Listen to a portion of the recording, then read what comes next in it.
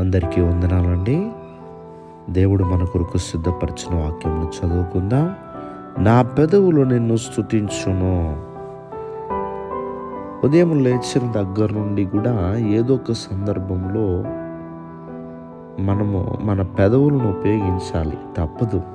ఎవరితో మాట్లాడడానికైనా, అడగడానికైనా, ఒకటి చెప్పటానికైనా, మరొకరితో కమ్యూనికేషన్ చేయాలంటే తప్పకుండా మన నోరును అనగా పెదవులను మనం ఉపయోగించాలి. అయితే యోబు భక్తుడు అంటున్నాడు, నా నోరు లేదా నా పెదవులు అబద్ధము పలుకుటలేదు అంటున్నాడు. ఏదో బిడ్డలారా, నోరు ద్వారా మనలో ఉన్నటువంటి హావభావాలన్నీ కూడా, మనలో ఉన్నటువంటి తలంపులు, మనలో ఉన్నటువంటి ఇష్టాలు, మనలో ఉన్నటువంటి కోపము, మనలో ఉన్నటువంటి సమస్తమును కూడా మనం వ్యక్తపరుస్తూ ఉంటాం.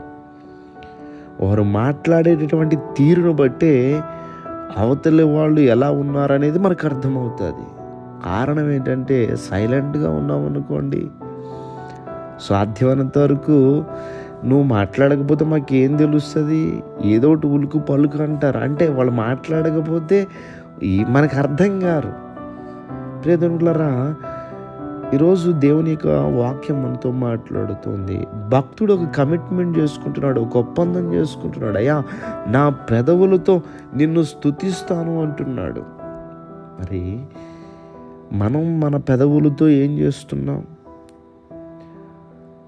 ప్రభువుని స్తుతించేటటువంటి రీతిగా మన పెదవులను ఉపయోగిస్తున్నామా? కొంతమంది అవసరము లేని మాటలన్నీ, ఉపయోగము లేనటువంటి మాటలన్నీ, వ్యర్థమైనటువంటి మాటలన్నీ పలుకుతూనే ఉంటారు. ఉదయం నిద్ర లేచిన దగ్గర నుండి మరలా రాత్రి పడుకునేంత వరకు కూడా ఏదో ఒకటి ఉపయోగం లేనటువంటి వ్యర్థమైన మాటలు ఉంటూ ఉంటాయి. అలా కాదు, భక్తుని వలె మనం కూడా ఒక నిర్ణయం తీసుకోవాలి. ఏమిటి? ప్రభువా, నా పెదవులతో నిన్ను స్తుతిస్తాను ప్రభువా అని. మరి నువ్వు ఎవరితో మాట్లాడుతున్నావు? కొంతమంది ఫోన్లో అలా మాట్లాడుతూ ఉంటారు. కొంతమంది ఇతరులతో సంభాషణ చేస్తూనే ఉంటారు. ఒకవేళ మాట్లాడకపోయినా అవతల వారిని పిలిచి మరే మాట్లాడేవాళ్ళు ఉంటారు. మాట్లాడడం తప్పనట్లేదు నేను. అయితే మనం మాట్లాడడానికి మనం నోరును ఉపయోగిస్తున్నాం. కాకపోతే ఈ నోట్లోంచి వచ్చే మాటలు వ్యర్థమైన మాటలుగా ఉండకూడదు, కానీ ప్రభువుని స్తుతించేటటువంటి పెదవులుగా మన పెదవులు ఉండాలి. అందుకే అంటున్నాడు భక్తుడు, నా పెదవులు నిన్ను స్తుతించును అంటున్నాడు. ప్రభువా, నా పెదవులతో నిన్ను స్తుతిస్తానయ్యా, నా పెదవులతో నిన్ను ఘనపరుస్తానని మనం కూడా ఒక నిర్ణయాన్ని తీసుకుందాం. ఎల్లప్పుడూ దేవుని స్తుతించే పెదవులుగా మన పెదవులు ఉండును గాక. దయచేసి ప్రార్థన చేసుకుందాం. సర్వాధికారి అయిన దేవా, మీకు వందనములు. ఈరోజు నీ బిడ్డల వారి పనులు ప్రారంభిస్తూ ఉంటుండగా నీ బిడ్డల పనులకు తోడుగా ఉండండి.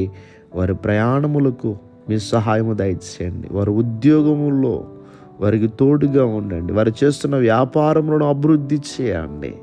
అలాగనే ఉద్యోగముల కొరకు ఎదురు చూస్తున్న వారు మంచి ఉద్యోగాలు పొందుకోవడానికి వారికి అవకాశాలను మీరు కల్పించమని వేడుకుంటూ ఈరోజు నీ బిడ్డలు చేయి పట్టుకుని మీరు నడిపించమని యేసుక్రీస్తు వారి యొక్క నామం పేరట అడిగి వేడుకుంటున్నాం తండ్రి. ఆమేన్, ఆమేన్, ఆమేన్.